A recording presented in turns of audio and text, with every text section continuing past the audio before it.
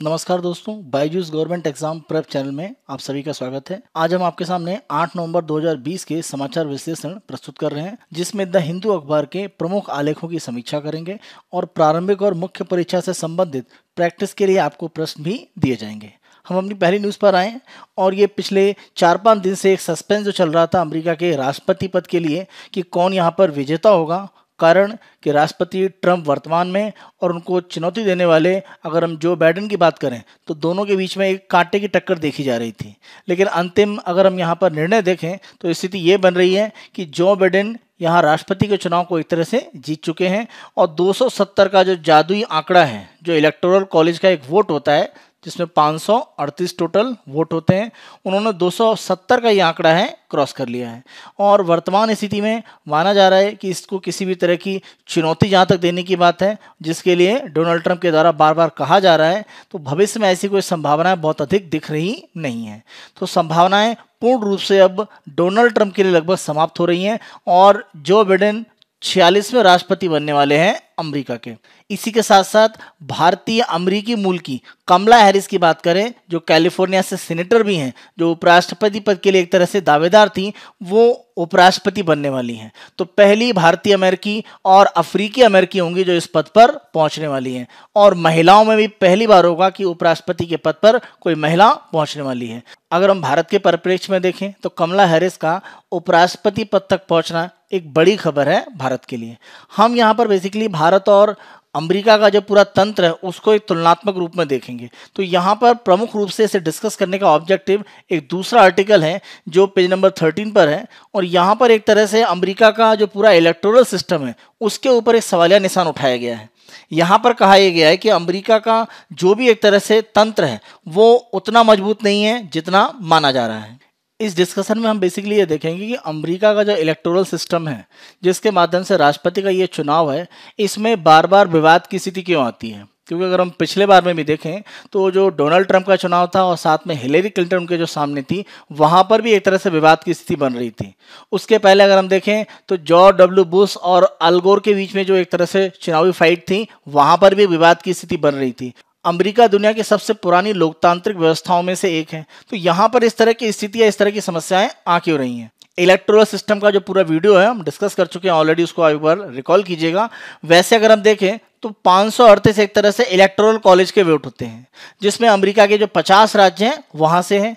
और हमने बात करी थी कि इसमें एक तरह से अमेरिका में जो प्रतिनिधि सभा यानी हाउस ऑफ रिप्रेजेंटेटिव और दूसरा सीनेट, तो सीनेट में हर राज्य के 2 सदस्य होते हैं, तो 100 और 435 अगर हम सीटों की बात करें तो ये हाउस ऑफ रिप्रेजेंटेटिव के हैं, जो अलग अलग राज्यों में अलग अलग संख्या होती है। तो यहाँ 55 है, तो इसमें 2 सीटें हैं सीनेट की, एक राज्य में सीनेट की 2 सीटें। अमेरिका में 50 राज्य, इट मीन्स 50 × 2, तो सीनेट में सदस्य कितने हो गए 100, तो 2 और यहाँ पर बचा कितना 53, 53। ये हाउस ऑफ रिप्रेजेंटेटिव यानी प्रतिनिधि सभा के सदस्यों की संख्या है कैलिफोर्निया में। सभी राज्यों में इसी तरह से विभाजन होता है। एक हमने एक्सेप्शन या एक तरह से हम कह सकते हैं अपवाद की बात करी थी, डिस्ट्रिक्ट ऑफ कोलंबिया, जिसमें वॉशिंगटन अमेरिका की जो राजधानी है, तो डिस्ट्रिक्ट ऑफ कोलंबिया को अलग से 3 एक तरह से यहाँ पर इलेक्टोरल कॉलेज के वोट दिए गए हैं। तो इसीलिए 435 100 कितना होता है 535, और आप इसमें डिस्ट्रिक्ट ऑफ कोलंबिया जोड़ देते हैं 538। तो यहाँ पर अगर आप देखें तो इलेक्टोरल कॉलेज में जैसे कैलिफोर्निया बहुत मजबूत है, 55 उसके बाद वोट है। उसके बाद अगर हम छोटे राज्यों की बात करें तो छोटे राज्यों का भी इस बार योगदान काफी महत्वपूर्ण हो जा रहा है। ध्यान रखें अमेरिका में जितने भी प्रमुख राज्य हैं वहां पर डेमोक्रेट और रिपब्लिकन इसका एक बंटवारा है, यानी फिक्स रहता है कौन से डेमोक्रेट हैं कौन से रिपब्लिकन। तो यहां समस्या आती है किनके साथ, स्विंग स्टेट, यानी जो राज्य अपने मत को बदलते रहते हैं, यानी किसी चुनाव में रिपब्लिकन को एक तरह जिताया जाता है, किसी में डेमोक्रेट को, तो यहां समस्याएं आ जाती हैं। तो सबसे बड़ी समस्या स्विंग स्टेट के साथ में है। जैसे अगर हम वर्तमान में देखें इस बार का जो चुनाव है वहां पर माना जा रहा है कि जो स्विंग स्टेट के रूप में प्रमुख रूप से जो समस्या पैदा की है वो की है एरिजोना ने, फ्लोरिडा ने, जॉर्जिया ने, यानी अगर हम देखें तो फ्लोरिडा का पार्ट है, उसके अलावा एरिजोना का हिस्सा है, या अगर हम बात करें आपका जॉर्जिया का जो पार्ट है, तो इन सब जगह पर एक तरह से समस्याओं को देखा गया। तो ये ऐसे स्टेट हैं जहां पर रिपब्लिकन और डेमोक्रेट का फिक्स नहीं है और ये अपने मतों को बदलते रहते हैं। दूसरा एक जो पॉइंट यहां पर दिखा है कि लोकप्रिय मत और इलेक्टोरल सिस्टम, यानी जो लोकप्रिय मत है उसके अनुसार एक तरह से विजेता नहीं होता है। अगर ऐसा होता तो पिछले बार के चुनाव में हिलेरी क्लिंटन, जिनको लोकप्रिय मत यानी पॉपुलर वोट ज्यादा मिला था, लेकिन इलेक्टोरल सिस्टम का वोट उतना नहीं मिल पाया था, जबकि डोनाल्ड ट्रंप हिलेरी क्लिंटन से पॉपुलर वोट में पीछे थे, लेकिन इलेक्टोरल सिस्टम में ज्यादा वोट मिले और वो चुनाव जीत गए। तो जनता में एक तरह से ज्यादा वोट पाए और अमेरिका में राष्ट्रपति चुनाव जीत जाए ऐसा जरूरी नहीं है। तो ये एक तरह से जो मतदान की पूरी एक व्यवस्था है कि ज्यादा जो मत पाएगा वो जीतेगा, उसको एक विरोधाभास देता है। तो इलेक्टोरल सिस्टम यहां मजबूत है, लोकप्रिय मत की वैल्यू है, लेकिन एक लिमिट के बाद उसकी वैल्यू समाप्त हो जाती है। एक पॉइंट और अगर हम देखें तो जितने भी राज्य हैं, किसी भी राज्य में जिस पार्टी को लोकप्रिय मत यानी जनता के द्वारा जो वोट दिया जाता है, क्योंकि आप ध्यान रखें जैसे हम कैलिफोर्निया का ले लेते हैं, तो कैलिफोर्निया राज्य के जो लोग हैं जब वोटिंग करेंगे तो वो रिपब्लिकन या डेमोक्रेट किसी एक को मान लीजिए जिताते हैं। जैसे डेमोक्रेट को मान लीजिए 49% वोट मिले और रिपब्लिकन को हम मान लेते हैं कि 48% मिले, तो उसके हिसाब से आप देखें बहुत कम मार्जिन है 1% का, और यह जीता कौन? डेमोक्रेट। तो कैलिफोर्निया का सारा जो इलेक्टोरल का 55 वोट है वो चला जाएगा किसको? डेमोक्रेट को। तो यहां पर एक ये भी बात है कि लोकप्रिय मत जो भी मिल रहा होता है उसके अनुसार एक तरह से सारे के सारे जो इलेक्टोरल कॉलेज के वोट हैं उस पार्टी को मिल जाते हैं। यानी इलेक्टोरल कॉलेज के जो लोग हैं, जिसमें हाउस ऑफ रिप्रेजेंटेटिव प्रतिनिधि सभा और सीनेट के सदस्य होते हैं, वो अलग से वोटिंग नहीं करते हैं, सामान्यतः यही देखा जाता है। तो ये एक तरह से आप देखें तो सामान्य इसको अपनाया जाता है। अगर हम यहां पर अपवाद की बात करें तो मेन और नेब्रास्का, ये दो राज्य, यानी मेन की अगर हम बात करें और बात करें हम नेब्रास्का की, ये दो यहां पर अपवाद हैं। यानी इलेक्टोरल कॉलेज के सारे वोट पॉपुलर वोट वाले को मिलेंगे, ऐसा इन दोनों राज्यों में नहीं हुआ। अगर हम यहां पर देखें तो नेब्रास्का में ये हो चुका है 2008 के चुनाव में, और मेन की अगर हम बात करें तो 2016 के चुनाव में हो चुका है। तो जो सभी राज्यों में अपनाया जाता है उसके दो अपवाद भी हैं, मेन और नेब्रास्का में। तो एक तरह से पूरे अमेरिका में एक ही तरह की व्यवस्था है, कुछ जगह पर यह व्यवस्थाएं बदल जाती हैं। अगर ऐसा होता है तो इससे अमेरिका के राष्ट्रपति पद के जो चुनाव है उस पर प्रभाव पड़ता है। तो इसीलिए इस सिस्टम के ऊपर एक तरह से कुछ सवालिया निशान उठ रहे हैं। तो मेन समस्या हमने अभी डिस्कस करी स्विंग राज्य, जिनके बारे में एग्जैक्टली पता नहीं रहता है कि वो रिपब्लिकन को जाएंगे या डेमोक्रेट को, क्योंकि प्रमुख राज्यों के बारे में यह निर्णय रहता है या सामान्यतः जो ऐतिहासिक परंपरा रही है उसके अनुसार वो रिपब्लिकन या डेमोक्रेट को वोट देते हैं। तो स्विंग राज्यों को लेकर एक सबसे बड़ी समस्या खड़ी होती है, और वर्तमान में भी यही स्विंग राज्यों के साथ में ही है। उन्हीं राज्यों के जो एक तरह से मत है उनको लेकर समस्या आई है। जैसे अगर हम बात करें पेंसिल्वेनिया की अगर हम बात करें तो यहाँ 20 इलेक्टोरल कॉलेज के वोट हैं, और रिपब्लिकन डेमोक्रेटिक किसको वोट करेंगे कोई एग्जैक्टली पता नहीं था। और यहां पर अंतिम समय में माना जा रहा है कि जो पेंसिल्वेनिया का पार्ट है वहां पर पॉपुलर वोट के अनुसार ये राज्य एक तरह से जो बाइडेन के पास गया। तो स्विंग स्टेट है, उन्होंने कहीं ना कहीं यहां पर अपना रोल अदा किया है, और ये एक तरह से हर साल परिवर्तित होता रहता है। तो किसी भी स्टेट के बारे में पूर्ण रूप से अनुमान लगा पाना कि यहां पर रिपब्लिकन ही है, डेमोक्रेट है, कुछ राज्यों के साथ में, बड़े राज्यों के साथ में है, छोटे राज्य यहां पर कहने की समस्या ले आते हैं। 2020 के जो चुनाव है उसमें स्विंग राज्यों की संख्या काफी ज्यादा है। यहां पर अगर हम देखें तो Florida, Arizona, Georgia, Iowa, Michigan, Minnesota, Nevada, new Hampshire, north Carolina, Ohio, Pennsylvania, Texas, Wisconsin. तो यहां तक टेक्सास जैसे बड़े राज्य है वहां पर भी एक समस्या दिख रही है। तो स्विंग राज्यों की संख्या इस बार बहुत ज्यादा है। एक दूसरी स्थिति देखें कि यहां पर अगर कोई विवाद होता है और मान लीजिए कि जो इलेक्टोरल सिस्टम से वोटिंग है उसको मान लिया जाता है कि वो सही नहीं है, तो प्रतिनिधि सभा यानी हाउस ऑफ रिप्रेजेंटेटिव के जो सदस्य हैं उनके द्वारा एक तरह से वोटिंग की जाती है, और ये अमेरिका के संविधान में 12वें संविधान संशोधन के द्वारा व्यवस्था है। और ध्यान रखें जब हम हाउस ऑफ रिप्रेजेंटेटिव की बात करते हैं तो यहां पर रिपब्लिकन एक तरह से बहुमत में है डेमोक्रेट की तुलना में। यानी राष्ट्रपति चुनाव की प्रक्रिया अगर प्रतिनिधि सभा के द्वारा की जाती है मान लीजिए अंतिम स्थिति में, तो ऐसी स्थिति में यहां पर ट्रंप जीत जाएंगे बजाय बाइडेन के। तो यह स्थिति भी एक तरह से माना जाता है काफी असंतोषजनक है, क्योंकि जो विजेता है इलेक्टोरल सिस्टम के अनुसार वो अगर मान लीजिए चुनाव हार जाता है हाउस ऑफ रिप्रेजेंटेटिव की जो बहुमत है उसके आधार पर अन्य अपने उम्मीदवार से, तो ये एक तरह से जो जनमत है, जो पॉपुलर वोट है उसके अगेंस्ट भी एक तरह से बात है। तो ये दो प्रमुख समस्याएं हैं जो अमेरिका के इस राष्ट्रपति चुनाव में सबसे ज्यादा प्रमुख रूप से सामने आ रही हैं।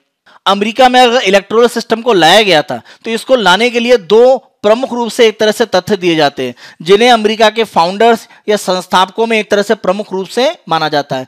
अगर हम जेम्स विल्सन की बात करें, जो अमेरिका के फाउंडर्स में एक माने जाते हैं, उनका यह कहना था कि इलेक्टोरल्स, जिनको एक तरह से यहाँ पर वोटिंग करने का अधिकार दिया गया है, तो उनको एक तरह से माना जाता है कि जनता और जो सरकार है उनके बीच में एक तरह से मध्यस्थ है। उनका यह कहना था अगर हम ऐसी स्थिति मान लें कि जहां पर पॉपुलर वोट दिया गया है किसी एक पार्टी के लिए, तो जो इलेक्टोरल सदस्य हैं वो उस पार्टी से अलग जाकर किसी और को वोट कर सकते हैं। तो उन्हें माना गया कि अगर उनको लगता है कि जो पॉपुलर वोट है वो सही नहीं है तो वो अलग से जाकर एक तरह से मतदान कर सकते हैं। तो यहां पर जेम्स विल्सन का कहना था कि जनता और सरकार के बीच में एक मध्यस्थ के रूप में ये इलेक्टोरल काम करते हैं, जो इलेक्टोरल सिस्टम में 538 सदस्य हैं, तो वो पॉपुलर वोट के अगेंस्ट जाकर एक तरह से वोटिंग कर सकते हैं। जैसा अमेरिका में पिछले बार के चुनाव में था कि पॉपुलर वोट से अलग जाकर एक तरह से परिणाम आए, क्योंकि पॉपुलर वोट हिलेरी क्लिंटन के ज्यादा थे बजाय डोनाल्ड ट्रंप के। उसके बाद भी डोनाल्ड ट्रंप ने एक तरह से चुनाव जीता। तो इसको एक तरह से कारण दिया गया जेम्स विल्सन के द्वारा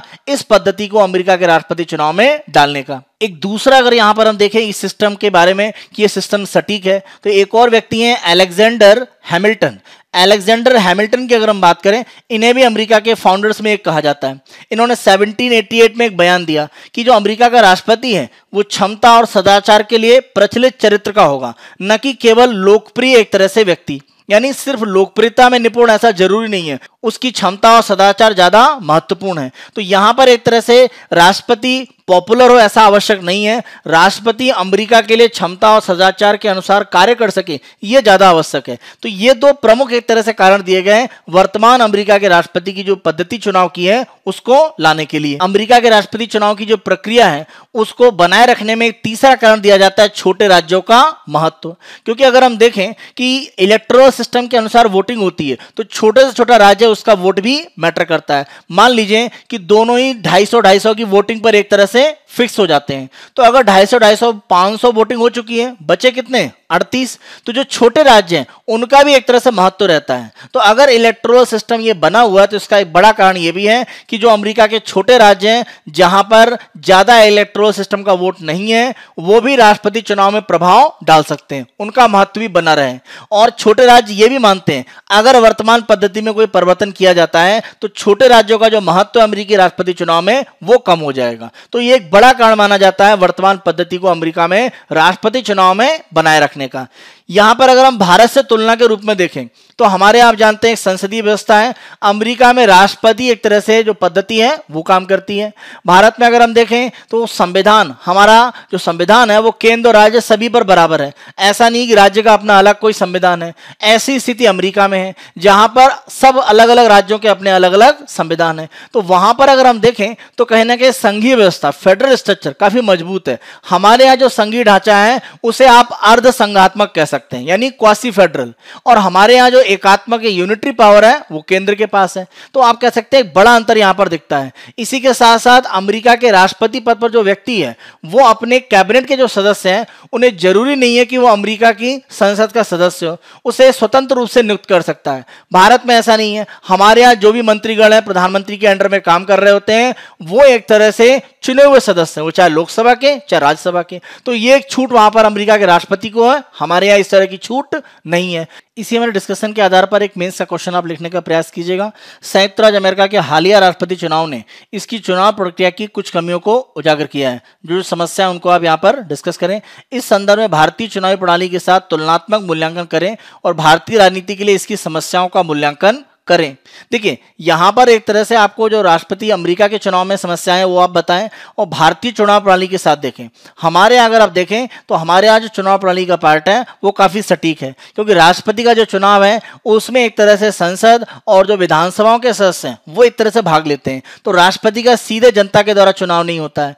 राष्ट्रपति हमारे यहाँ अगर हम देखें तो उनकी तरफ से प्रधानमंत्री और उनके अंदर जो मंत्री हैं वो प्रमुख रूप से कार्य करते हैं राष्ट्रपति के जो भी एग्जीक्यूटिव या कार्यकारी पार्ट हैं। तो राष्ट्रपति को सीधे तौर पर हमारी जनता के द्वारा नहीं चुना जाता है। इस प्रक्रिया को हमने एक तरह से बदल कर रखा है। अमेरिका में राष्ट्रपति एक तरह से अगर हम देखें तो जनता के द्वारा इलेक्ट्रोल सिस्टम के माध्यम से डायरेक्टली एक तरह से चुना जा रहा है। तो जनता इलेक्ट्रोल सिस्टम के लिए वोट करके राष्ट्रपति को एक तरह से चुन रही है। हमारे यहाँ इस तरह की प्रक्रिया नहीं है। और भारत जैसे बड़े देश में जहां पर 130 करोड़ के आसपास की आबादी है, वहां पर इस तरह का किसी एक व्यक्ति के पार्ट के लिए एक बड़ा चुनाव होना उतना आसान नहीं है। भारत में अगर हम भाषा की बात करें या संस्कृति की बात करें या जो क्षेत्र में अलग अलग विविधताएं हैं वो काफी ज्यादा हैं, तो कोई एक व्यक्ति पूरे हिस्से की, पूरे भारत की विविधता को ले सकता है, इसकी संभावना उतनी अधिक नहीं है। इसीलिए भारत में जब प्रधानमंत्री की बात करते हैं तो अलग अलग राज्यों से, अलग अलग क्षेत्र से आए हुए जो संसद सदस्य हैं वो एक तरह से उनको मिलाकर जो भी पार्टी है वो अगर बहुमत में आती है तो वो प्रधानमंत्री पद पर एक तरह से अपने व्यक्ति को चुनती है। तो हम कह सकते हैं भारत में जो प्रतिनिधित्व है वो जनता का काफी बड़े पैमाने पर रहता है सरकार में। अमेरिका के पार्ट पर आप देखें, आप देख रहे हैं कि पॉपुलर वोट नहीं मिलने के बाद भी राष्ट्रपति बन सकते हैं। अमेरिका में अगर हम देखें किसी भी राज्य में पॉपुलर वोट अगर किसी पार्टी के लिए एक तरह से दिया गया है तब भी इलेक्टोरल सिस्टम के जो लोग हैं वो अपनी पार्टी का जो वोट देने का तरीका उसको बदल सकते हैं। यानी रिपब्लिकन मान लीजिए राज्य हमेशा वोट करते हैं इलेक्टोरल सिस्टम, और पॉपुलर वोट आता है और वो मान लीजिए डेमोक्रेट को वोटिंग कर देते हैं, तो ऐसा हो सकता है। लेकिन भारत में इस तरह की स्थिति नहीं है। वोट जिसको जनता ने किया है वही व्यक्ति, उसी पार्टी का व्यक्ति चुनाव जीतता है। ऐसा नहीं है कि इसमें कुछ परिवर्तन हो सकता है। तो ये पद्धति अगर हम देखें तुलनात्मक रूप में तो कहीं ना कहीं अमेरिका से काफी ज्यादा सटीक है। और हमारी चुनाव प्रक्रिया में जो भी व्यवधान या समस्याएं दिखती हैं उनमें बड़े पैमाने पर कोई अनियमितता नहीं दिखती है। जो भी अनियमितता छोटे स्तर पर है वो अवश्य है, उनको दूर करने के लिए इलेक्शन कमीशन लगातार प्रयास करता रहता है। लेकिन अगर हम कहें कि इस तरह की कोई बड़ी समस्या है कि जहां पर बड़े हिस्से में दुनिया के अलग अलग जगहों से लोगों को लगता है कि चुनाव प्रक्रिया में कुछ कमी है, जैसा अमेरिका के राष्ट्रपति चुनाव में दिख रहा है, तो ऐसा भारत में बहुत कम है। तो आप तुलनात्मक रूप में कह सकते हैं कि हमारे यहाँ जो व्यवस्था रखी गई है वो अमेरिका में जो व्यवस्था है उसकी तुलना में काफी सटीक है।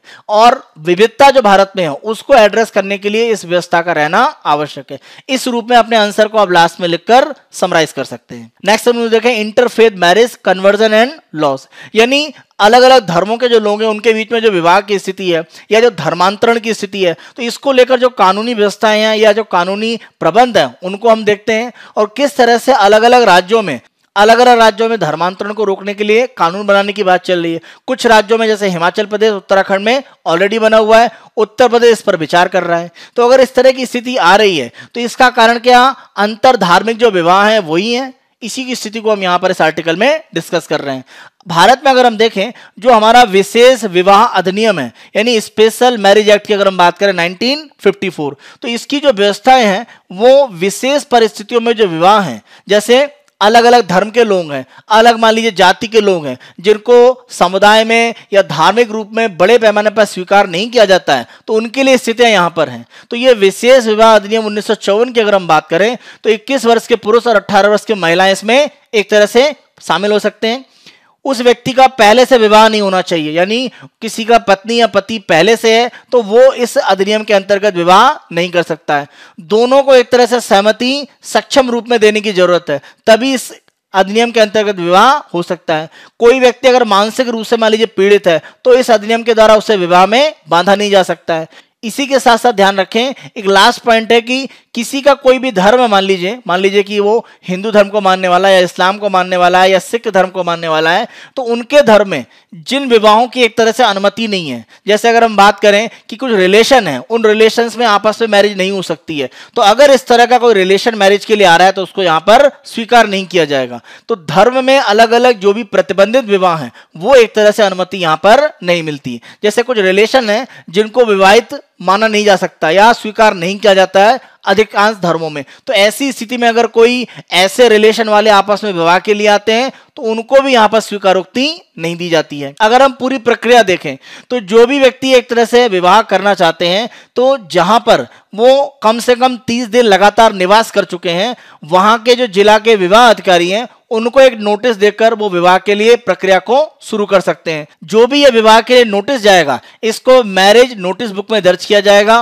और इसकी एक जो कॉपी है वो कार्यालय में विशेष स्थान पर प्रदर्शित की जाएगी। यानी कोई भी लोग हैं वो इसके बारे में सूचना ले सकते हैं कि कौन से विशेष लोग हैं जो इस 1954 के अधिनियम के अंतर्गत विवाह के बंधन में बंधने जा रहे हैं। तो ये प्रक्रिया एक तरह से इस कानून के अंतर्गत दी गई है। अगर कोई व्यक्ति ऐसा विवाह के लिए आ रहा है जो अपने स्थायी निवास वाला जिला है वहां का नहीं है, तो जिस भी जिले में वो इस विशेष अधिनियम के अंतर्गत विवाह करना चाहता है उसके लिए उस जिले का जो अधिकारी है स्थायी निवास का जिला, जैसे मान लीजिए ए जिला है स्थायी निवास का और वो रह आ रहा है बी, तो बी का जो विवाह अधिकारी है वो ए वाले को सूचना देगा। तो बी कार्यालय में तो इस विवाह का नोटिस छपा ही होगा, ए कार्यालय में भी इसका नोटिस यहां पर एक तरह से छापा जाएगा और नोटिस के 3 महीने के अंदर शादी को संपन्न कराया जाता है। और यदि ऐसा नहीं हो पाता है तो नए सिरे से यानी फिर से एक तरह से नोटिस देने की आवश्यकता रहेगी। इसी के साथ साथ ध्यान रखें कि ये जो कानून के अंतर्गत 1954 में विवाह किया जा रहा है उसके लिए लोगों को एक तरह शक्ति दी गई कि वो इसके खिलाफ ऑब्जेक्शन या आपत्ति कर सकते हैं। तो नोटिस प्रकाशित होने के 30 दिन के अंदर अंदर इसे किया जाता है। तो जो भी नियम कानून है वैध विवाह के इस कानून के अंतर्गत उसमें अगर कुछ उल्लंघन हो रहा है तो वो उसके लिए एक तरह से नोटिस दे सकते हैं। मान लीजिए किसी व्यक्ति के द्वारा कोई आपत्ति दर्ज कराई जाती है तो जो विवाह अधिकारी है उसके बारे में पूछताछ करेगा और 30 दिन के अंदर अंदर अपना निर्णय दे देगा। अगर वो शादी के लिए अनुमति देने से इंकार करता है तो जिला अदालत जो डिस्ट्रिक्ट कोर्ट है वहां पर अपील की जा सकती है और वहां पर जो अंतिम निर्णय आएगा वो एक तरह से अदालत का अंतिम फैसला मान लिया जाएगा।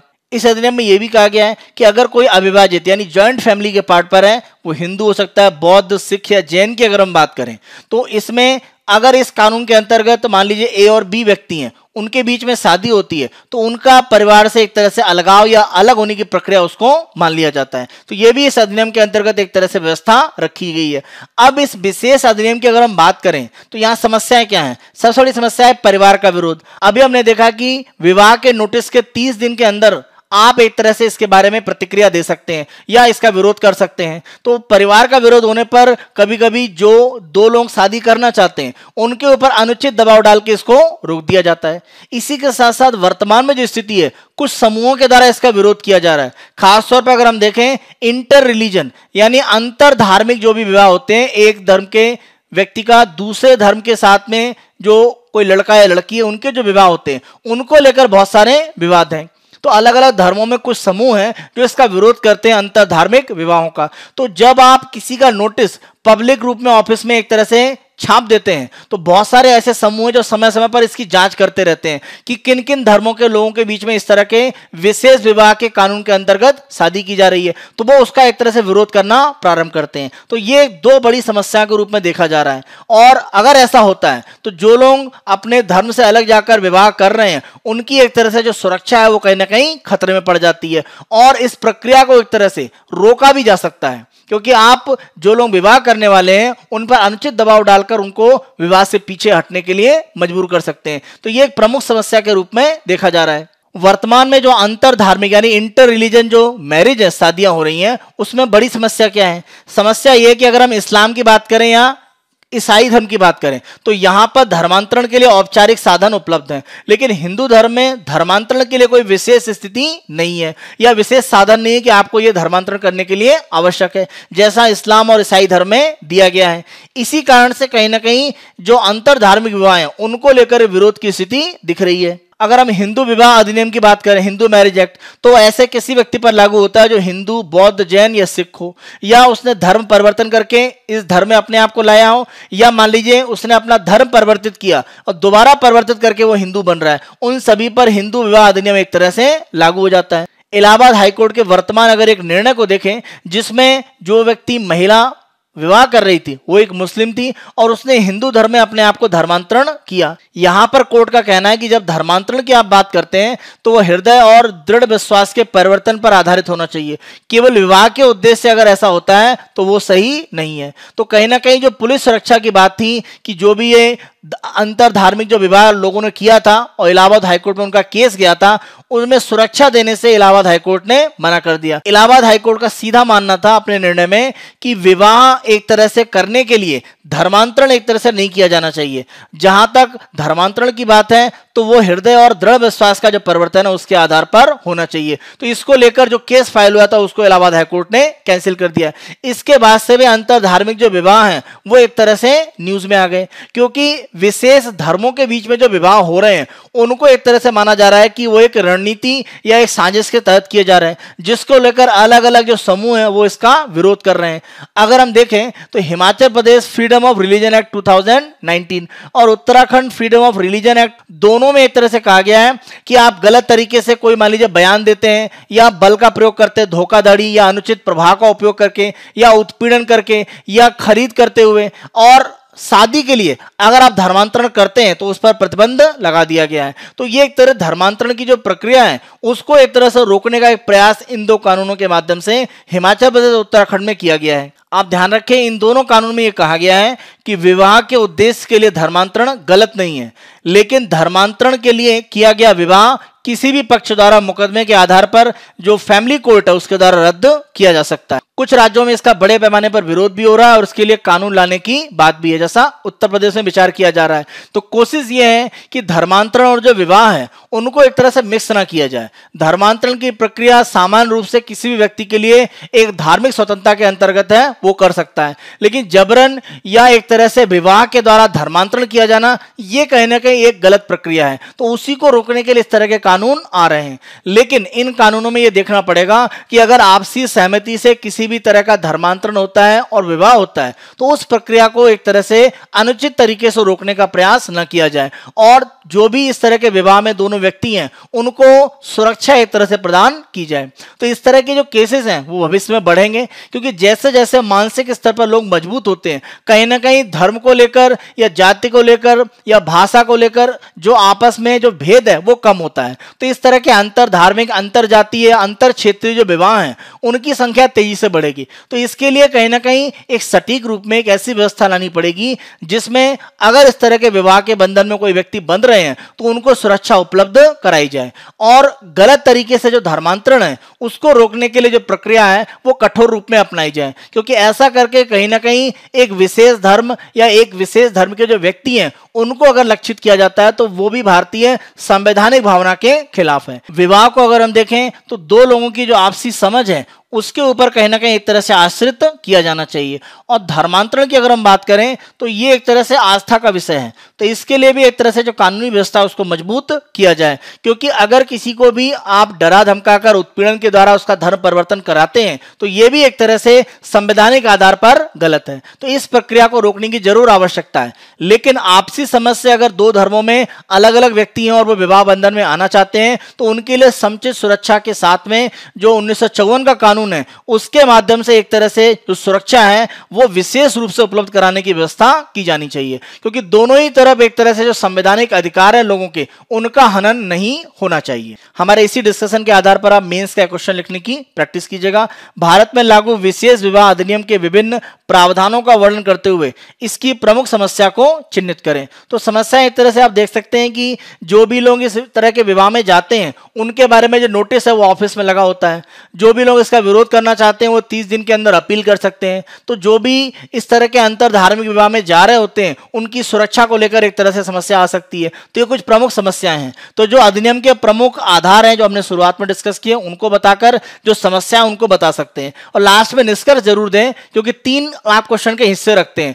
एक तरह से आपका इंट्रोडक्शन, उसके बाद मुख्य आपका भाग होता है मेन बॉडी, और लास्ट में निष्कर्ष है कंक्लूजन। तो निष्कर्ष में आप कह सकते हैं कि विवाह एक समझ की बात है, और जहां तक धार्मिक आस्था है उसमें किसी भी तरह का जोर जबरदस्ती या उत्पीड़न उसका माध्यम नहीं होना चाहिए धर्मांतरण। तो उसको रोकने की व्यवस्था अवश्य होनी चाहिए, क्योंकि दोनों ही यानी आवश्यक समझ के साथ में जो विवाह किया जा रहा है उसको भी सुरक्षा मिलनी चाहिए, और अगर अनाधिकृत रूप से धर्मांतरण किया जा रहा है तो उसको भी रोकने की व्यवस्था होनी चाहिए। इस रूप में आप अपने आंसर को लास्ट में समराइज कर सकते हैं। अपने नेक्स्ट आर्टिकल पर आते हैं। तो ये पेरिस समझौते के संबंध में है जो जलवायु परिवर्तन को लेकर है, और ये फिर से ज्यादा चर्चा में इसलिए आ गया है क्योंकि बीते 4 नवंबर की अगर हम बात करें तो अमेरिका जो एक दुनिया के सबसे बड़े CO2 उत्सर्जक देशों में एक है, वो आधिकारिक रूप से जो पेरिस समझौता उससे बाहर हो गया है। लेकिन ये डोनाल्ड ट्रंप का एक तरह से निर्णय था, जो अभी 4 नवंबर को आधिकारिक रूप में लागू हो गया। लेकिन अगर हम जो बाइडेन की बात करें, जो संभावित राष्ट्रपति एक तरह से अमेरिका के नए हैं, उनके द्वारा पेरिस संधि में फिर से वापस जाने की बात कही गई है। तो अगर ऐसा होता है तो कहीं ना कहीं जलवायु परिवर्तन को लेकर एक जो बड़ी समस्या दिख रही थी, इसको एड्रेस करने में वो समस्या कहीं ना कहीं हल हो सकती है। उसी परिप्रेक्ष्य में हम इस आर्टिकल में डिस्कस कर रहे हैं। अगर हम पेरिस समझौते की बात करें तो ये 4 नवंबर 2016 को लागू हुआ। इसके बारे में एक तरह से जो हस्ताक्षर या जो बातें हैं वो 2015 के पार्ट पर हुई, लेकिन लागू हुआ 4 नवंबर 2016 को। और यहां पर व्यवस्था क्या बनाएगी कि ग्रीन हाउस गैस का जो उत्सर्जन है उसको कम करने के लिए अलग अलग देश हैं वो स्वैच्छिक रूप से अपने राष्ट्रीय योगदान को बताएंगे। जहां तक भारत की बात करें तो भारत ने एक तरह से लक्ष्य बनाया कि 2030 तक 2005 का जो स्तर उसका एक तरह से उत्सर्जन का था, उसमें एक तरह से वो 33 से लेकर 35% की कमी लाएगा। तो ये भारत की तरफ से लक्ष्य रखा गया है। इसी तरह से अलग अलग देशों के द्वारा यहाँ पर लक्ष्य निर्धारित है कि कितना उत्सर्जन एक तरह से वो कम करेंगे। अब इस उत्सर्जन को कम करने का जो उद्देश्य क्या है कि जो भी औद्योगिक क्रांति से पहले यानी इंडस्ट्रियल रिवॉल्यूशन से पहले हमारे यहाँ जो तापमान था, उस तापमान से केवल 2 डिग्री तापमान पृथ्वी का बढ़ना चाहिए। इतने तक हमें एक तरह से सीमित करना है जो भी तापमान वृद्धि हो रही है पृथ्वी की। और कोशिश क्या करनी है कि यह 2 डिग्री है, इसे अधिकतम 1.5 डिग्री सेंटीग्रेड तक ही रखा जाए। ये समझौता अगर हम देखें तो United Nations framework convention on climate change के अंतर्गत है, UNFCCC। ये 197 देशों का है, जिनमें से 188 देशों ने अपनी मंजूरी दे दी है और यूएसए अभी इससे बाहर हो गया है। तो जो भी टारगेट अलग अलग देशों के द्वारा निर्धारित होते हैं, इनको हम बोलते हैं नेशनली डिटरमाइंड कंट्रीब्यूशन, NDC। यानी राष्ट्रों के द्वारा स्वयं निर्धारित लक्ष्य क्या है, वो पेरिस समझौता के अंतर्गत उसको प्राप्त करने का प्रयास करते हैं। इसमें यह भी कहा गया था कि 2025 तक प्रत्येक साल $100 अरब का एक फंड बनाया जाएगा, अलग अलग देशों के द्वारा मिलकर इसमें योगदान दिया जाएगा और इससे कोशिश ये की जाएगी जो विकासशील देश हैं वहां पर जो भी ग्रीन हाउस गैस का उत्सर्जन है उनको न्यूनतम करने का प्रयास किया जाए। इसी के साथ साथ जो ग्रीन टेक्नोलॉजी है, जैसे सोलर एनर्जी की बात करें, विंड एनर्जी की बात करें, उसको सस्ते रूप में उपलब्ध कराया जाएगा विकासशील देशों को। तो उसके लिए $100 अरब का एक तरह से उपयोग किया जाएगा। यहां पर ध्यान रखें, जो भी अलग अलग देशों के द्वारा लक्ष्य रखा जाता है, उन लक्ष्यों पर किसी भी तरह का प्रतिबंध नहीं कि आपको प्राप्त करना है। ये आपका स्वयं का एक तरह से निर्णय है किस तरह आप उसे प्राप्त करेंगे। तो नहीं भी प्राप्त करेंगे तो किसी भी तरह का आपके ऊपर कोई प्रतिबंध या ऐसी कोई व्यवस्था नहीं है। इसीलिए जो भी देश अपना लक्ष्य देता है वो किस तरह से काम कर रहा है, इसकी एक तकनीकी रूप से समीक्षा की जाती है और अन्य देशों के साथ में तुलना करके उनको बताया जाता है कि आपने लक्ष्य रखा था, आपने कितना काम किया, दूसरे देश का लक्ष्य था, उन्होंने कितना काम किया। और इसी के साथ साथ ध्यान रखें, जलवायु परिवर्तन पर जो अंतर सरकारी पैनल है, inter governmental panel on climate change, IPCC की अगर हम बात करें तो उनके द्वारा कुछ उपाय बताए जाते हैं, जैसे सोलर एनर्जी को बढ़ावा देना, विंड एनर्जी को बढ़ावा देना, या जहां पर थर्मल एनर्जी ज्यादा उपयोग की जा रही है उनको न्यूनतम करना, या जो प्रदूषण फैलाने वाले जैसे अगर हम वाहन की बात करें उनकी जगह इलेक्ट्रिक वाहन का उपयोग करना। IPCC के बताए हुए जो उपाय हैं उनका उपयोग करके आप ग्रीन हाउस गैस का जो उत्सर्जन है उसको न्यूनतम स्तर पर ला सकते हैं। जहां तक हम ट्रंप और बिडेन की बात करें तो ट्रंप के द्वारा इस समझौते को एक तरह से अमेरिका से अलग कर दिया गया था, जो आधिकारिक रूप में 4 नवंबर 2020 को पूरा हो गया। बिडेन के द्वारा इसमें वापस जाने की बात की गई है और ये एक तरह से जलवायु परिवर्तन को रोकने के लिए जो विश्व की पहल है उसके लिए आप सकारात्मक एक तरह से मान सकते हैं, क्योंकि ध्यान रखें दुनिया की सबसे बड़ी अर्थव्यवस्था में अमेरिका है। उसके द्वारा अगर आर्थिक रूप से योगदान दिया जाएगा तो जो भी हरित ग्रीन टेक्नोलॉजीज हैं उनको एक तरह से जो विकासशील देश हैं, या अगर हम बात करें जो सबसे गरीब हमारे अल्पविकसित देश हैं उनको टेक्नोलॉजी आसानी से मिल सकती है। तो विकासशील देश उसके साथ साथ अल्पविकसित उनको सस्ती आसानी से टेक्नोलॉजी मिल पाए, जिससे कि जलवायु परिवर्तन के लिए जो कारक उत्तरदायी हैं उनको न्यूनतम स्तर पर लाया जा सके। इसके लिए अमेरिका की जो भागीदारी है वो पेरिस एग्रीमेंट में बहुत ज्यादा आवश्यक है। तो बिडेन के आने के बाद माना जा रहा है कि अमेरिका इस समझौते में प्रवेश करेगा और ये जलवायु परिवर्तन को रोकने के लिए एक सकारात्मक खबर मानी जा सकती है। इस समझौते में अगर हम देखें बहुत सारी ऐसी व्यवस्थाएं हैं जिसके माध्यम से विकासशील देशों को सक्षम और जो उनकी मदद तकनीक के माध्यम से दी जा सकती है उसके बारे में व्यवस्था है। जैसे अगर हम अनुच्छेद 9 आर्टिकल 9 देखें इस एग्रीमेंट का। तो देश वित्तीय संसाधन प्रदान करते हैं, जैसे अभी हमने बात करी, प्रत्येक साल $100 अरब की व्यवस्था 2025 तक। उसी के साथ साथ अगर हम आर्टिकल 10 की बात करें इस एग्रीमेंट में, प्रौद्योगिकी हस्तांतरण, जो टेक्नोलॉजी है उसको ट्रांसफर करना। मान लीजिए कोई ऐसी टेक्नोलॉजी जो सस्ती है और एक तरह से ऐसी ऊर्जा उत्पादन करती है जो पर्यावरण को नुकसान नहीं पहुंचा रही है, तो यह टेक्नोलॉजी सस्ते रूप में विकासशील देशों और अल्प विकसित देशों को उपलब्ध कराना। सहयोग और क्षमता की अगर हम बात करें अनुच्छेद 11 में, तो जो अलग अलग देश जैसे विकसित देश हैं जिनके पास इस तरह की तकनीक है, तो वो ऐसे देश जो विकासशील और अविकसित हैं उनके साथ में सहयोग करके उनकी क्षमता बढ़ाने का काम कर सकते हैं, जिससे हरित गृह ग्रीन हाउस गैस के उत्सर्जन, खासतौर पे CO2 की अगर हम बात करें, उसके उत्सर्जन को न्यूनतम करने में मदद मिलेगी। आने वाले समय में अमेरिका का इसमें जो रोल है वो काफी महत्वपूर्ण होगा। तो अमेरिका के दोबारा शामिल होने की जो संभावनाएं हैं, उसने पेरिस एग्रीमेंट को कहीं ना कहीं एक सकारात्मक रूप में आगे बढ़ने के लिए प्रेरित किया है। नेक्स्ट न्यूज पर आते हैं और ये चाबहार रेल प्रोजेक्ट है, उसके संबंध में है। देखिए, अगर हम इस प्रोजेक्ट की बात करें तो भारत और ईरान के बीच में प्रमुख रूप से जो सामरिक भागीदारी है, उसमें एक प्रमुख आर्थिक भागीदारी का यह क्षेत्र माना जाता है। जहां तक हम चाबहार परियोजना की बात करें तो चाबहार जो बंदरगाह है, अगर आप मैप को देखें तो ये चाबहार बंदरगाह है, और इसी के साथ में लगता हुआ पाकिस्तान के पार्ट पर देखें तो पाकिस्तान का बंदरगाह है ग्वादर, जिसको डेवलप कौन कर रहा है? चीन। आप एक तरह से कह सकते हैं ग्वादर को काउंटर करने के लिए ये चाबहार जो बंदरगाह है वो भारत एक तरह से ईरान में विकसित कर रहा है। अगर हम इस बंदरगाह को देखें तो ये सिस्तान बलूचिस्तान जो प्रांत है ईरान के, उसके दक्षिणी तट पर एक तरह से स्थित है, और भारत ने तेहरान यानी ईरान के साथ मिलकर 2003 में इस पर एक तरह से काम शुरू किया। इस योजना के अंतर्गत अगर हम देखें तो चाबहार बंदरगाह उसको तो विकसित करना ही था, इसी के साथ साथ उसके आसपास का जो इलाका है उसमें एक स्पेशल इकोनॉमिक जोन को विकसित करना, और चाबहार से जाहेदान तक के लिए जो रेलवे का ट्रैक है 628 किलोमीटर का, उसको भी एक तरह से विकसित करना, और उसके आगे तुर्कमेनिस्तान की सीमा पर सराक तक 1000 किलोमीटर से अधिक का ट्रैक बनाने की परिकल्पना ये सोचा गया था। अगर हम तुर्कमेनिस्तान की आगे जो योजना है उसको अभी एक परिकल्पना ही देखें तो प्रमुख रूप से यह था कि इस बंदरगाह के बाद और जो SEZ बन रहा था स्पेशल इकोनॉमिक जोन, उसके बाद चाबहार से लेकर जाहेदान तक ईरान के पार्ट पर एक रेलवे ट्रैक बिछाने की बात थी, क्योंकि ये जो रेलवे ट्रैक है ये हाईवे के माध्यम से जारंज और आगे दिलाराम और कंधार और आगे काबुल, ये जो पूरा एक तरह से मार्ग है उसको एक तरह से जोड़ने का काम करेगा। तो कोशिश ये थी कि यहां से लेकर ये जो मार्ग है ये पूरा चाबहार के पार्ट को हम काबुल से जोड़ सकें, क्योंकि आप ध्यान रखें कि अगर हम अफगानिस्तान जाना चाहते हैं, एक लैंडलॉक देश अफगानिस्तान में पाकिस्तान के रास्ते से प्रवेश करना आसान नहीं है, क्योंकि पाकिस्तान को लगता है कि भारत अगर अफगानिस्तान में ज्यादा एक तरह से कार्य करेगा, वो चाहे स्कूल बनाने की बात है, अस्पताल की या अन्य सुविधाएं, तो अफगानिस्तान में उसका प्रभाव पड़ेगा। तो इसीलिए पाकिस्तान से मार्ग एक तरह से हमारे लिए विकल्प नहीं है।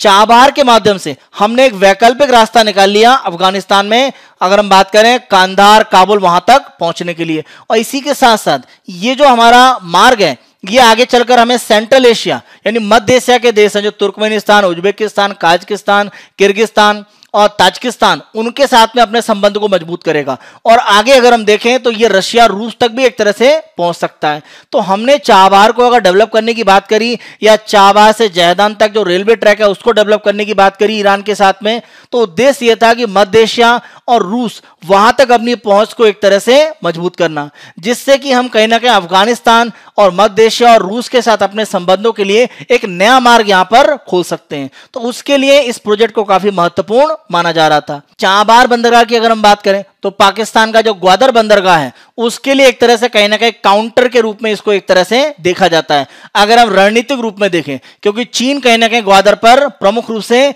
निर्माण कर रहा है, तो चीन की उपस्थिति भारत के लिए एक तरह से खतरनाक स्थिति है, तो उसको काउंटर करने के लिए हमने चाबहार पर अपनी स्थिति को मजबूत किया है। इसी के साथ साथ आप ध्यान रखें, जब हम कांदला गुजरात से देखें या मुंबई महाराष्ट्र के पार्ट से, यहां से कोई भी मान लीजिए कंसाइनमेंट हमारा जाता है तो चाबहार हमारा एक स्टॉप पॉइंट हो सकता है। उसके बाद हम एक तरह से फारस की खाड़ी के माध्यम से आगे अपना जो व्यापार है वो संचालित कर सकते हैं, या यहां से आगे हम लाल सागर होते हुए हम यूरोप की तरफ अपनी जो स्थिति है, अफ्रीका की तरफ अपना जो व्यापार है उसको आगे बढ़ा सकते हैं। तो चाबहार एक स्टॉपेज पॉइंट के रूप में हमारे लिए प्रमुख रूप से काम करेगा कांदला और मुंबई से जो भी हमारे कंसाइनमेंट जाते हैं उनके लिए। इसी के साथ साथ चाबहार की अगर हम बात करें तो भारत जो मिडिल ईस्ट एशिया है, मध्य पूर्व एशिया, वहां से ऊर्जा का प्रमुख रूप से आयात करता है। वो चाहे सऊदी अरब हो, चाहे ईरान हो, इराक हो, कुवैत है, कतर है, बहरीन है, तो इन तरफ से जो भी ऊर्जा का आयात होगा, यानी ऊर्जा आयात के लिए चाबार एक प्रमुख केंद्र के रूप में होगा। जैसे मान लीजिए अगर हमने प्राकृतिक गैस लिए हैं तो प्राकृतिक गैस के जो भी शिपमेंट है वो चाबार में रुककर फिर भारत आगे जाएंगे। हमारा जो ऊर्जा का आयात है उसके लिए भी चाबार एक प्रमुख केंद्र के रूप में हो सकता है। कांदला और मुंद्रा के लिए और मुंबई के लिए तो प्रमुख रूप से कार्य करेगा ही। रेल परियोजना बनाने का जैसे हमने डिस्कस किया, तो ये मध्य एशिया और रूस के लिए हमको एक तरह से भविष्य का जो मार्ग है वो भी उपलब्ध कराया जाएगा। 7 जुलाई 2020 से अगर हम देखें तो ईरान ने स्वयं से ही चाबार जायदान लाइन का जो निर्माण है वो शुरू कर दिया, और ईरान का जो राष्ट्रीय विकास निधि है उनसे $400 मिलियन का फंड लेकर उन्होंने स्वयं में प्रोजेक्ट शुरू कर दिया, जबकि भारत इसमें जुड़ा हुआ था। लेकिन भारत एक तरह से यहां से अलग रहा। भारत ने इसमें बहुत ज्यादा अपने आप को निवेश करने की स्थिति में नहीं पाया। इसका कारण यूएसए के द्वारा ईरान पर लगाए गए प्रतिबंध। आप ध्यान रखें कि जब हम चाबार की बात करते हैं तो भारत के निवेश को हमेशा ईरान के ऊपर जो अंतर्राष्ट्रीय नीतिगत परिवर्तन होते रहते हैं उसका प्रभाव पड़ता है। यानी अगर ईरान पर अमेरिका या उसके सहयोगी देशों के प्रतिबंध नहीं है तो हमारा ईरान का संबंध बढ़ता रहता है। अगर प्रतिबंध लगते हैं, जैसा डोनाल्ड ट्रंप के समय लगा, तो भारत ईरान के संबंध एक तरह से कमजोर हो जाते हैं। और यहां पर आप ध्यान रखें, ईरान पर भारी प्रतिबंध लगे हुए थे जब 2003 में हमने ये चाबार प्रोजेक्ट को शुरू करने की बात करी। आगे चलकर आप देखें P5 यानी परमानेंट जो 5 देश है, परमानेंट 5 की बात करते हैं, स्थायी 5 सदस्य जो सुरक्षा परिषद में है, अमेरिका, ब्रिटेन, फ्रांस, चीन और रूस, उसी के साथ साथ जर्मनी। तो P5+1 इन्होंने ईरान के साथ बैठकें शुरू करी और ये 2006 में शुरू हुई। और अंतिम रूप में अगर हम देखें तो संयुक्त व्यापक कार्य योजना, joint comprehensive plan of action, तो ये जो समझौता किया गया आपका अगर हम देखें 2015 में, तो उद्देश्य ये था कि जो ईरान है वो अपने परमाणु कार्यक्रम को रोकेगा और अन्य तरीके से पश्चिमी देशों से जो उसके संबंध है वो बढ़ेंगे। और 2016 में जो चाबार समझौता, जिसमें अफगानिस्तान, ईरान और भारत के बीच में अंतर्राष्ट्रीय परिवहन और पारागमन गलियारे की स्थापना के लिए 3-25 समझौता किया गया, जिसमें अगर हम देखें प्रधानमंत्री नरेंद्र मोदी, ईरान के राष्ट्रपति हसन रूहानी और अफगानिस्तान के राष्ट्रपति अशरफ गनी, उनके द्वारा हस्ताक्षर किए गए। लेकिन सारी जो समस्या उसके बाद शुरू हुई। इस प्रोजेक्ट में अगर हम देखें तो बंदरगाह की परियोजना 2003 से ही चल रही थी।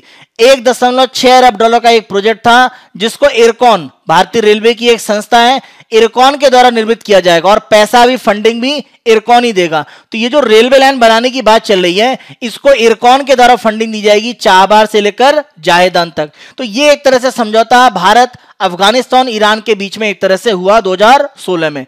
लेकिन समस्या इसलिए आ गई कि 2018 में अमेरिका के राष्ट्रपति डोनाल्ड ट्रंप ने JCPOA जो समझौता था उसको अलग कर दिया और ईरान पर फिर से प्रतिबंध लगा दिया। इसका मतलब भारत या अन्य देश जो भी ईरान के साथ में किसी भी तरह का व्यापारिक कार्य करते हैं वो अब नहीं कर सकते हैं, क्योंकि ऐसा होने पर अमेरिका उन देशों, उन संस्थाओं पर प्रतिबंध लगा सकता है। तो ये स्थिति आने के बाद कहीं ना कहीं हमारा एक तरह से जो समझौता इस रेलवे ट्रैक को बिछाने के लिए था वो एक तरह से खटाई में पड़ गया और वो आगे नहीं बढ़ पाया। इसी कारण से इस जुलाई के पार्ट पर ईरान ने स्वयं में इस रेलवे ट्रैक को निर्माण करने की बात करी।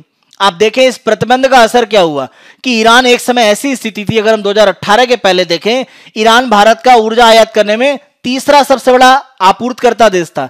यानी सबसे ज्यादा ऊर्जा में हम तीसरे नंबर पर ईरान से लेते थे और यह स्थिति लगभग शून्य पर पहुंच गई अमेरिका के प्रतिबंधों के कारण।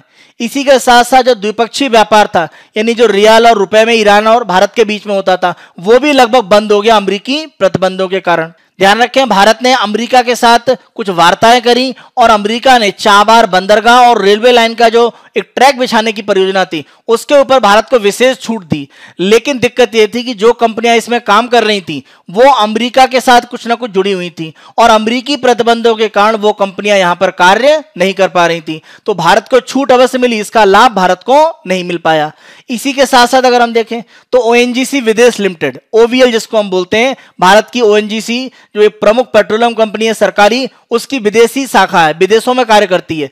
तो ONGC विदेश लिमिटेड ने ईरान का एक गैस फील्ड है फरजाद भी, उसको डेवलप करने के लिए 2009 से बातचीत चल रही है। लेकिन यहां पर भी आप देखें तो ये जो गैस फील्ड है इसको डेवलप करने के पार्ट पर भी ईरान की तरफ से जो बात की जा रही थी वो अब एक तरह से अस्तित्व में नहीं है। हम अपनी प्रीलिम्स की न्यूज पर आते हैं और ये न्यूज अगर हम देखें कोविड-19 के प्रभाव के कारण हम देखें तो इसरो बहुत लंबे समय से योजनाओं को संचालित नहीं कर पा रहा था और ये पहली एक तरह से उड़ान दी गई है PSLV C49 की इसरो की तरफ से। इसी उड़ान के संबंध में हमारा यहाँ पर एक प्री का क्वेश्चन है। यदि इसरो एक मध्यम आकार के उपग्रह का प्रक्षेपण कर रहा है जिसका वजन लगभग 1 टन है, जिसे सूर्य तुल्यकालिक कक्षा में या छोटे आकार के उपग्रह को जियो स्टेशनरी ट्रांसफर ऑर्बिट में रखा जाता है, तो इसका पसंदीदा प्रक्षेपण यान कौन होगा, यानी कौन सा प्रक्षेपण होगा। 2 तरह के होते हैं भारत में, एक तो GSLV और दूसरा क्या है PSLV। तो इस तरह के जो उपकरण हैं या इस तरह के उपग्रह हैं उनको प्रक्षेपित करने के लिए PSLV यानी ध्रुवीय उपग्रह प्रक्षेपण यान का उपयोग किया जाता है, पोलर सैटेलाइट लॉन्च व्हीकल। तो PSLV श्रृंखला का उपयोग किया जाएगा, आंसर है आपका ए। नेक्स्ट हम देखें तो ये बोडोलैंड काउंसिल के एक तरह से जो स्थिति है वहां पर उसको लेकर है, जो बीजेपी और जो वहां पर एक पार्टी जिसके साथ में वो समझौते में थी उसको लेकर एक तरह से विवाद है, क्योंकि बोडोलैंड काउंसिल के जो चुनाव है वो एक तरह से नजदीक है। तो हम बोडोलैंड काउंसिल के संबंध में यहां पर एक प्री का क्वेश्चन दे रहे हैं। बोडोलैंड टेरिटोरियल काउंसिल के संबंध में निम्न कथनों पर विचार करें। इसे 6वीं अनुसूची के अंतर्गत गठित किया गया है, सही कथन है। इसे 2003 में गठित किया गया। इसकी विधानसभा में 40 निर्वाचित, यानी बोडोलैंड टेरिटोरियल काउंसिल की जो लेजिस्लेटिव असेंबली है उसमें 40 निर्वाचित होते हैं, जनता द्वारा चुने जाते हैं। 6 असम के जो राज्यपाल हैं उनके द्वारा मनोनीत किए जाते हैं।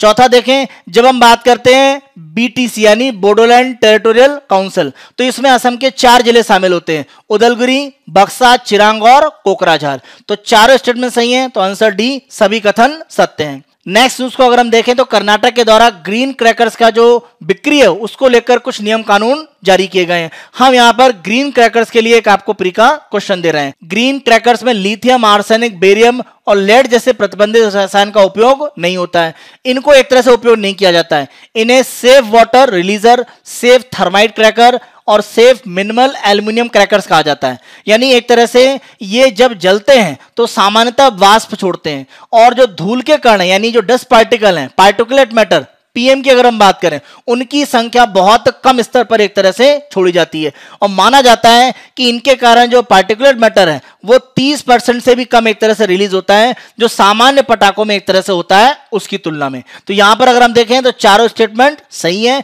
जब हम बायोडाइवर्सिटी हेरिटेज साइट्स यानी जैव विविधता विरासत स्थल की बात करते हैं तो इन्हें भारत का जो बायोडाइवर्सिटी एक्ट है यानी जैव विविधता कानून है 2002 का, उसके अंतर्गत सेक्शन 37 में यह व्यवस्था है कि कोई भी राज्य और जहां पर डिक्लेयर किया जा रहा है वहां की स्थानीय निकाय, मान लीजिए पंचायत या शहरी निकाय का क्षेत्र हो सकता है, तो जो भी लोकल बॉडी है, स्थानीय निकाय और राज्य सरकार है, वो मिलकर एक तरह से इसको डिक्लेयर करते हैं। जब हम बायोडाइवर्सिटी हेरिटेज साइट्स की बात करते हैं तो ये एक तरह से यूनिक होते हैं, विशेष होती हैं और फ्रेजाइल, यानी इस तरह का जो इकोसिस्टम है, पारिस्थितिकी तंत्र है, वो नष्ट होने के काफी कगार पर रहता है, यानी उनको बहुत आसानी से एक तरह से नुकसान हो सकता है। और ये मैरीन हो सकते हैं, यानी एक तरह से समुद्र के आसपास का क्षेत्र हो सकता है मैरीन इकोसिस्टम।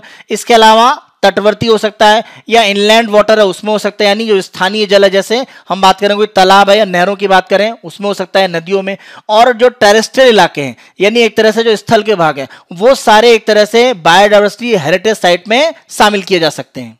इन चारों के पहले अगर हम देखें तो भारत में वर्तमान में 18 इस तरह के बायोडाइवर्सिटी हेरिटेज साइट है। इसी बायोडाइवर्सिटी हेरिटेज साइट्स के ऊपर हमारा एक प्री का क्वेश्चन आप देखें, निम्नलिखित में से कौन सा कथन सही है। भारत सरकार जैव विविधता अधिनियम 2002 के तहत स्थानीय शासी निकायों के परामर्श से जैव विविधता विरासत स्थल अधिसूचित करता है। ध्यान रखें, भारत सरकार नहीं करता, राज्य सरकार करता है। ये एक पॉइंट इसमें गलत दिया है, तो पहला गलत है। दूसरा, जैव विविधता विरासत स्थलों को अद्वितीय और नाजुक पारिस्थितिक तंत्र माना जाता है, जो समुद्री पारिस्थितिक तंत्र, तटीय और अंतर्देशीय जल या स्थलीय क्षेत्र हो सकते हैं। अभी हमने डिस्कस किया, सही पॉइंट है। कर्नाटक में जैव विविधता विरासत स्थलों की संख्या सबसे अधिक है। देखिए, हमने कहा कि 4 ऑलरेडी थे और 4 और जुड़ जाएंगे तो यह संख्या 8 है। वैसे भी अगर हम देखें तो इससे पहले भी किसी और राज्य में 4 स्थल नहीं थे। दूसरा तीसरा सही है, पहला गलत है, तो आंसर आपका हो जाता है डी। नेक्स्ट हम क्वेश्चन पर देखें, dumping by Vietnam hits Indian paper.